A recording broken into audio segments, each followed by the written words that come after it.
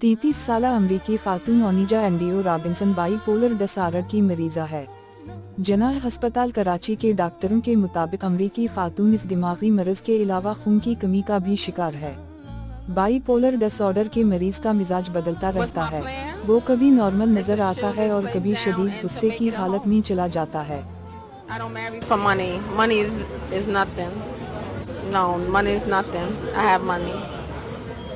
And everybody in here have money too, cause y'all gonna pay them. ऐसा मरीज खुद को भी नुकसान पहुंचा सकता है और दूसरों को भी नुकसान दे सकता है। अक्टूबर 2024 के महीने में वो पाकिस्तान के शहर कराची के 19 साला लड़के से शादी करने के लिए पाकिस्तान पहुंची। उसका कहना है कि उसकी शादी लड़के से ऑनलाइन हुई थी। शुरू में लोगों का ख्याल था कि अमरीकी खातून से वादा खिलाफी हुई है। लड़के से तफ्तीश भी की गई मगर बाद में लड़के को छोड़ दिया गया।